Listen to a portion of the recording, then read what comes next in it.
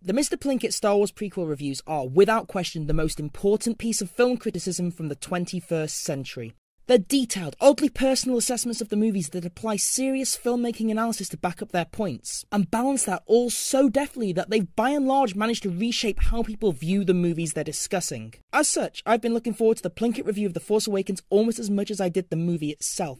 It's the most anticipated piece of film criticism of recent years, almost a bigger deal than the initial post-embargo takes on the movie. So, now it's here, what's the score? Number 1. The bit that's actually a review. Well, as a fan of Star Wars who found himself nodding along with RedLetterMedia's half-in-the-bag review of The Force Awakens, I like a lot of what's being said about the film itself. I think it spends a little too long on minorities and sexual undertones, but his approach to the rhyming and playing it safe, that it's unavoidable but not necessarily bad, fits for me. And even if the humour once again went a bit too far, I really didn't go in for him literally shitting over George Lucas and J.J. Abrams. It's an overall enjoyable and eye-opening watch. Thumbs up.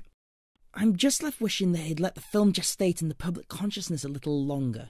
The prequel videos came out in 2009, 2010 and 2011 respectively, long after the trilogy had completed and the initial aftermath and backlash had died down. This allowed them to make more of an impact, not only coming at a time when competition for Star Wars coverage was at an all-time low, but also enabling the Red Letter Media team to really develop their arguments. This one comes only 10 months on, and thus, while there's observations not immediately apparent upon release, the suggestion of making the film more expansive by covering Ben's fall more explicitly, I am now convinced is a superior story to what we got. Most of what's being said was covered by January 2016. Currently, there's no understanding of where Rey and Kylo's dichotomic arc will go, or how representative the repetition is of Disney's wider Star Wars enterprise, and neither is there a truly detailed, unsanitized account of the film's production or George Lucas's original plans. In fact, J.W. Rinsler's book on the subject was cancelled earlier this year, presumed by many to keep the lid on that, so the insight that powered the original trilogy of prequel reviews is lacking.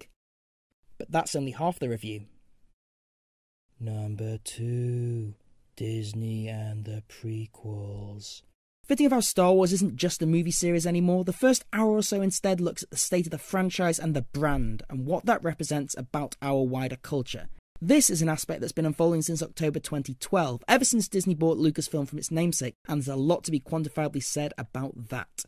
As well as looking at the production line effect of the Mouse House, which isn't all that different from what George did, Plinkett also takes stock of key fan movements.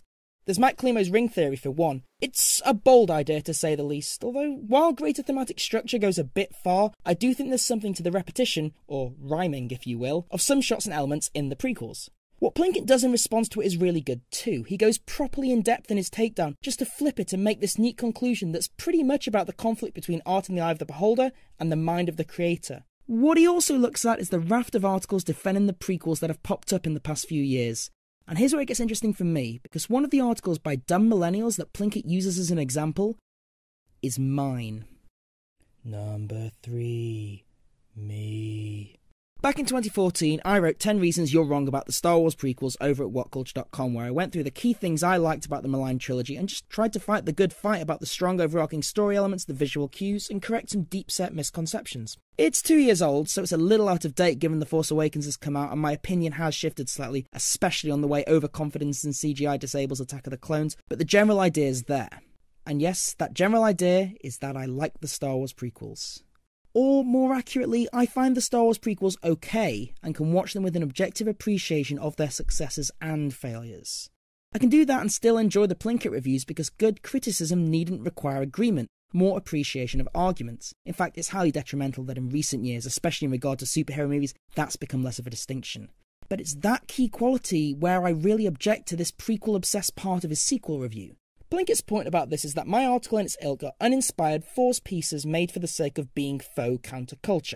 Now, I can't speak for the other articles cited, and I'm sure some were written by people with only a passing memory of the films, but mine was written not as a space filler, rather a genuine attempt to get something I felt rather strongly about off my chest. Crucially, at a time before Star Wars was at the height it was around the release of The Force Awakens. Don't forget, people didn't get on board with Episode 7 straight away, not until the casting and first trailer really. To talk about it had to come from somewhere heartfelt. Yes, it's packaged in an intriguing way, but we're also talking about a review series that begins with Star Wars The Phantom Menace was the most disappointing thing since my son. So I think we can accept there's a mutual understanding of the difference between bait and a catchy opening.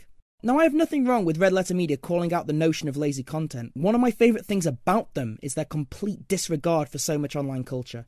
They also understand that clickbait isn't necessarily the entire problem. It's also people taking random things that are said on the internet as fact without checking them. You know, maybe Jack and Rose couldn't get on that door together because they tried that and it didn't f***ing work. Perhaps that isn't a dead munchkin because if you watch the scene, not just a blurry Google still, you can see it's a f***ing bird. That's good. That needs calling out and RedLetterMedia does it. Now, my article did not come from this. I watched the prequels and I developed my points, so really don't appreciate these blanket statements. Now, maybe I'm taking it a little bit personally, but it's something I feel strongly about.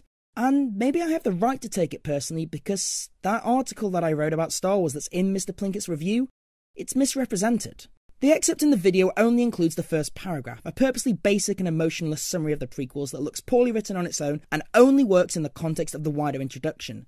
In only having the opening, it makes the arguments defending the prequels, and explicitly mine, look baseless and dumb, when that's something he's manufactured. Which brings us to context. Number 4. Context. Appreciating context has always been important in reading the Plinkett reviews, and while I wouldn't say he's ever twisted the truth explicitly, certain elements have been pushed to better make his point. The influenced character descriptions from the start of the Phantom Menace video, the choice, and admittedly embarrassing, recurring quotes from the movie's making of documentaries, and, my favourite, the what's a Gundar criticism of Anakin and Obi-Wan's banter at the start of Attack of the Clones, which falls apart when you remember the species was first introduced in a near similar manner by Han in The Empire Strikes Back. Heck, here Disney Star Wars is represented by dancing Vaders and Gamorrean guards, as if Star Wars Connect never happened. Again, I'm not criticising the integrity of the approach, just highlighting a slightly leading presentation that can miss the full scope. Prime example, in cutting down my article to better make a point, I think Plinkett actually missed out the thing that made his first 3 reviews so important, their impact. Go down to the 3rd paragraph of my article and you'll see that a key motivation for me looking at why you're wrong, the key part that is lost if you only have the setup, is that it comes from the aftermath of his reviews. They were key in galvanising people against the prequels, taking them from so-so movies that Gen Xers hated primarily due to high expectations, to the epitome of terrible, lazy filmmaking enabled by yes-men, and making them perceived as worse than much more poorly constructed movies, such as the Matrix sequels or, after the fact but still true, the Hobbit trilogy. I'm not saying there aren't genuine, reasonable criticisms in there of the prequels, nor is this setting up a defence of them. That's not what this video is about. It's a breakdown of what does and doesn't work in Plinkett's Force Awakens review.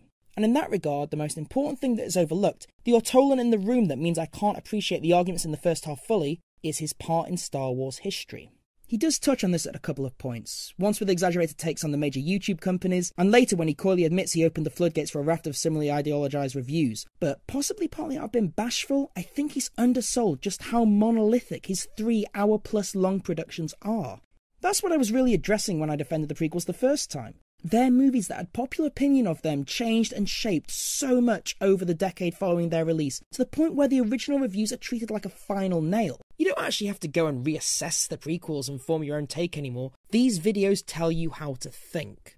The whole point should really be to open up discussion. It's not that they're the best movies ever, it's that they have more than their reputation suggests, and that we don't as a film culture address that means we are going to gradually lose the subjectivity of cinema.